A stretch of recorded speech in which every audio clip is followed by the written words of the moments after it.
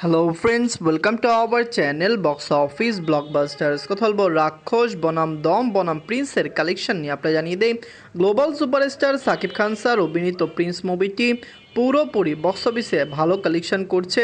প্রথম দিন একটি রেকর্ড ব্রেকিং কালেকশন করার পরও মিক্স রিভিউ পাওয়ার পরে দ্বিতীয় এবং তৃতীয় দিনেও মুভির হোল্ড ভালো, মুভিটি ভালো কালেকশন করছে।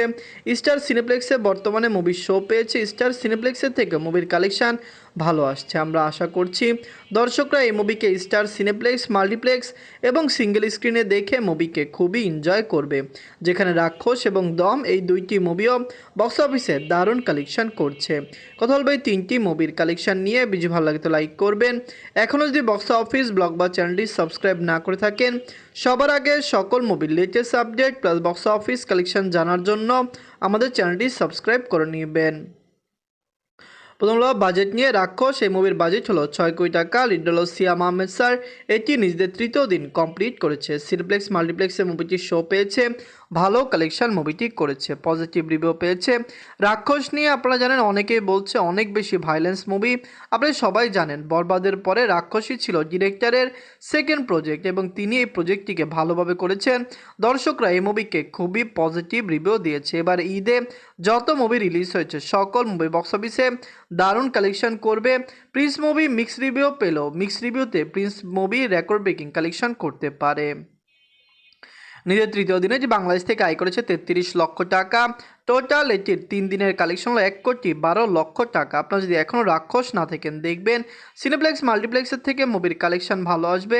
সিঙ্গেল স্ক্রিনে মুভি রিলিজ হলে সিঙ্গেল স্ক্রিন থেকেও ভালো কালেকশন করতে পারে। আমরা আশা করছি রাক্ষস রেকর্ড ব্রেকিং কালেকশন করবে। অবশ্যই রাক্ষসের লাইফ টাইম কালেকশন 10 থেকে 12 কোটি টাকা প্লাস হতে পারে। জঙ্গলি মুভির মতো রাক্ষস মুভিতেও ভালো সাকসেসফুল আশা করা যেতে পারে। গল্প দম নিয়ে বাঁচল 7 কোটি টাকা। লিড হল আফরান নিশো স্যার।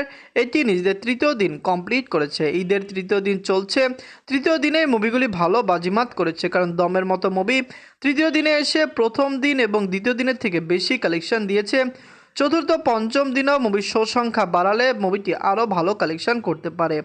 আফরান নিশো স্যার বরাবরের মতো সিনেপ্লেক্স, মাল্টিপ্লেক্সের দর্শকদের ধরেছেন এবং তারা এই মুভিকে পজিটিভ রিভিউ দিয়েছে। আগামী দিনগুলিতে দমের কালেকশন আরও বেশি হতে পারে, কারণ আমরা আশা করতে পারি যে বক্স অফিসে রেকর্ড আয় করতে পারে।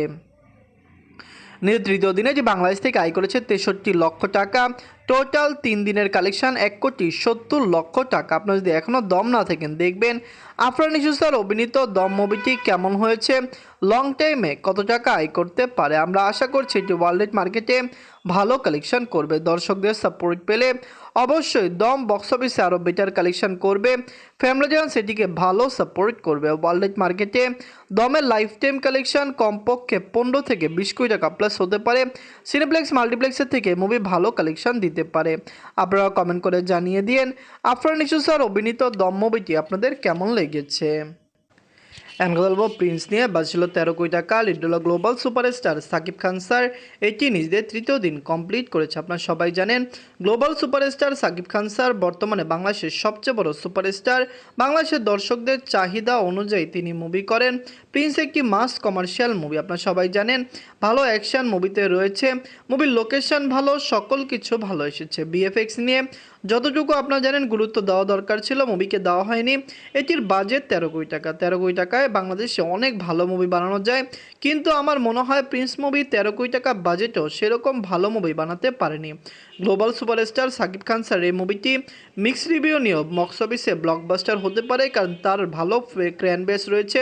দর্শকরা তাকে অনেক বেশি সাপোর্ট করে। নিজের তৃতীয় দিনে যে বাংলাদেশ থেকে আয় করেছে 1,75,00,000 টাকা।